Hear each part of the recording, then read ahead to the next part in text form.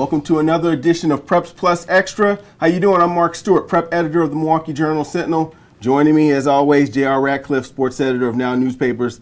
How you doing this week? I'm doing okay. The snow's falling, so it's a little bit trickier to get around from game to game. We're probably going to get some cancellations down the road here, but this is the time of year if you're a basketball fan when the snow is falling. Yes. So first of all, drive safe out there. And as we kind of get into December, conference races are starting to heat up.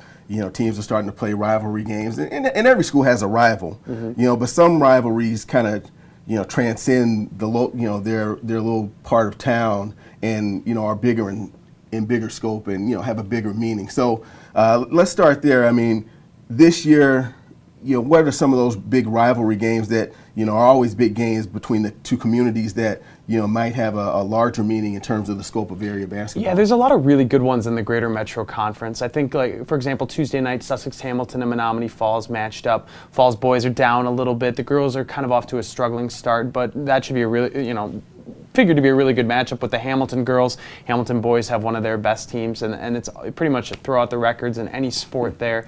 But there's other ones in that conference too. You look at the intra-city rivalries as the big ones. Brookfield East and Brookfield Central. I mean, anytime those two teams meet, it's a big one. Wauwatosa East with Wauwatosa West, which is outside the conference, West belonging to the Woodland.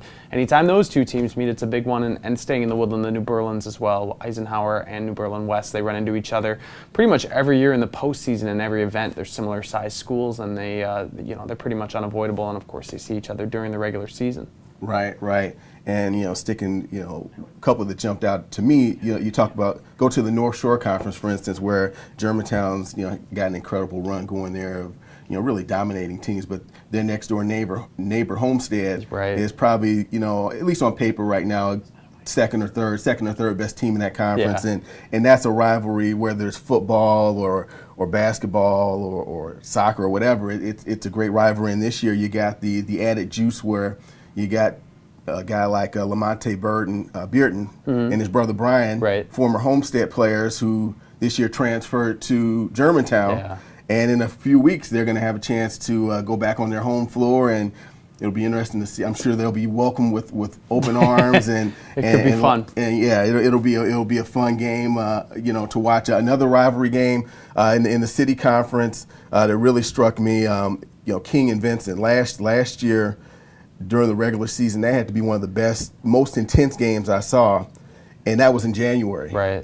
So this year both those teams are going to be in the mix for the championship. So again, that's going to be a real heated matchup, which I think this year is going to be out at Vincent. So, and also in the Southeast Conference, obviously there's a lot of geography with the Racines and the Kenosha schools, but then Franklin and Oak Creek, they're kind of the two, the two schools left that are closer to Milwaukee, with Muskego moving to the Classic 8. They've always had some really good battles, two very good girls basketball teams this year. In fact, they just met up last week when Oak Creek knocked off Franklin in a huge battle that goes a long way determining who's going to win the Southeast Conference. Right.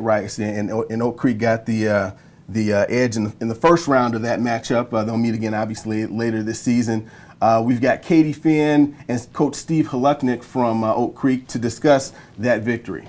I try to stay as mentally focused as I can before the games, listening to music that pumps me up and stuff. We do a lot of scouting. We have a lot of people working on that, and we try to stay as focused as we can in practice and work hard. We have two senior captains this year, Morgan and Sam, and I can say that they're both really good leaders and good role models on and off the court. Obviously, we put a lot of time in for everybody we play, but there might be a little extra preparation. We try to get a good scouting report and knowing their players as well as we can, try to take away their strengths. We have high expectations. We talked about it earlier in the year. We're relatively young with only a few seniors, but we've got some pretty talented kids, as you saw tonight. So expectations are high. Shifting gears in boys basketball, we've kind of touched on surprise teams, earlier, a couple of weeks ago.